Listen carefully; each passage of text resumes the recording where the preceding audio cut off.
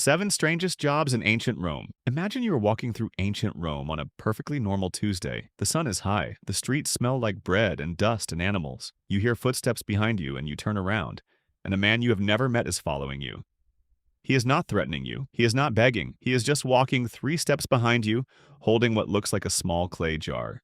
You think it is a coincidence. You keep walking. He keeps following. By the time you reach the forum, you realize something strange. This man is not following you. He is following the wealthy senator 3 paces ahead, and the clay jar he is carrying is there in case the senator needs to relieve himself in public. That is the man's entire job. He is paid to hold a pee jar, and he is not even close to the strangest profession in this city. In ancient Rome, there were jobs so weird, so specific, so unhinged that modern people can barely believe they existed. People who scraped sweat off gladiators all day. People who whispered names into senators' ears so the senators could pretend to remember everyone. People whose entire career was to imitate the walk and voice of someone who had just died. Today, you are going to meet 7 of them. We are going to climb from the strangest job most Romans had heard of, all the way down to the single most bizarre profession that has ever existed in human history. And the last one on this list only ended because the entire empire could not stop laughing about it. We start with the lowest of the 7. Imagine you are throwing the most important dinner party of your political career. 300 of the most important men in Rome are walking through your front door. There is a problem. You do not actually know most of their names. You have met them. You have shaken their hands. But you have no idea who anyone is by face, and in Roman political life, forgetting a man's name and his face was considered a deadly insult. This is where a man called the nomenclator steps in. He is a slave. A brilliant one.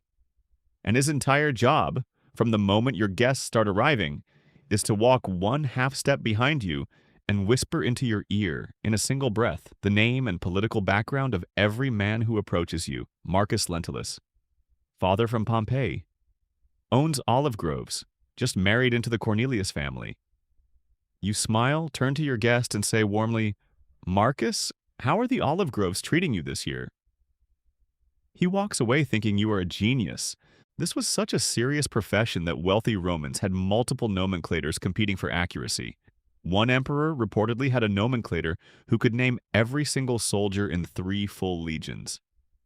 Tens of thousands of men by heart. He was the lowest paid man at the party, and he was not the strangest worker in Rome. If you walk into a Roman bathhouse on any given afternoon, you will hear a sound modern people would find genuinely disturbing. It is a high, sharp yelp, followed by another, and another. It is not pain, not exactly. It is the sound of grown Roman men having every single hair plucked from their armpits, 1 strand at a time by a specialist called an Ellipilus. This was a real profession, a specialty. You could not be a general bath worker who also did plucking. You were either an Ellipilus or you were not.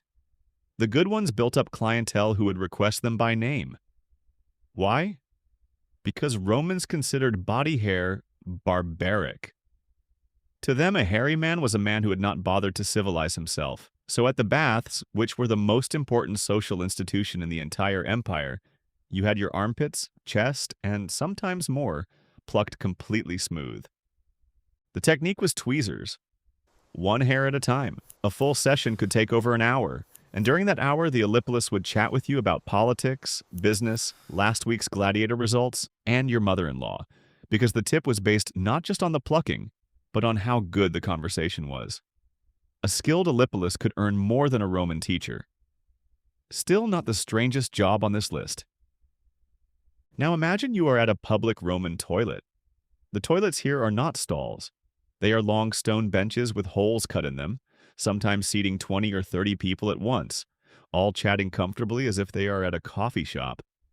You finish what you came for and you look around because every modern person at this exact moment has the same question. What do you wipe with? The Romans had an answer. A long wooden stick with a soft sea sponge tied to the end. It was kept in a small trough of vinegar water in the corner of the room. After you used it, you rinsed it. The next person used it. They rinsed it. The next person used it. Same sponge, same stick, all day, and someone had to take care of it. That someone was the sponge attendant. usually a slave assigned to the bathhouse, whose job was to keep the sponge wet, the vinegar fresh, the holes clean, and the line moving. If the sponge dried out, he was punished. If the vinegar ran low, he was punished. If the line backed up, he was punished. For this, he received nothing but food and a roof, a career spent guarding a stick, and yet, somehow, the next 4 jobs are stranger.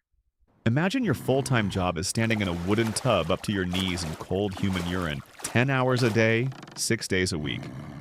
That is the actual job of a fullo worker. The fullonica, the Roman laundry house, was the biggest dirty secret industry in the empire. Every Roman with money had bright white togas. Bright white togas do not stay bright on their own. So tens of thousands of working-class Romans across the empire spent their entire careers doing one thing: stomping togas clean in vats of urine. Why urine? Because urine, fresh human urine, contains ammonia. And ammonia was the single best bleach the ancient world ever discovered. The owners of the laundry houses placed open clay pots on every street corner of Rome. People relieved themselves in the pots on the way to work. Twice a day, the pots were emptied into the stomping vats. The workers climbed in. This was a respected enough profession that fullo workers had their own union. They had their own patron god. They had their own neighborhood in the city.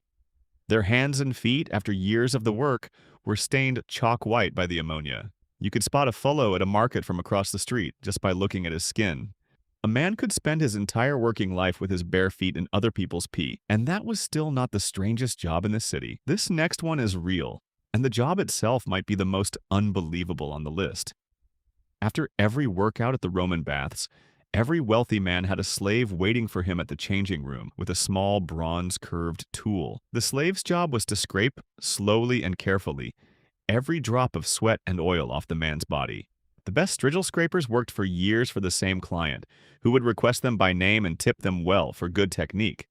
A skilled scraper could earn a steady living for the rest of his life, just from scraping sweat off rich Romans. But here is where the job got strange. When the client was a gladiator, the Strigil scraper had a completely different routine. Gladiators were celebrities. Their sweat was considered to carry their strength, their fame, and their masculine appeal. So instead of wiping the scraped sweat into a cloth, the scraper would carefully catch every drop in a small glass vial. That vial would later sell for more than a working man earned in a month. But the scraper himself never saw most of that money.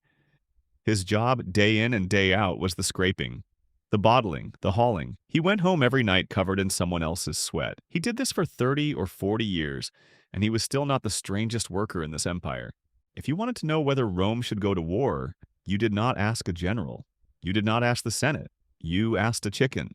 Specifically, you asked a man called an augur, whose entire profession was the interpretation of divine omens, and one of his primary methods was watching how a sacred chicken ate its breakfast. Here is how it worked. Before any major military decision, and we are talking decisions that would send thousands of men to their fate, the augur would scatter grain in front of a sacred chicken kept specifically for this purpose. If the chicken ate eagerly, the gods approved. The army marched. If the chicken refused, the gods disapproved. The campaign was delayed for weeks, sometimes months, until a more agreeable chicken could be found.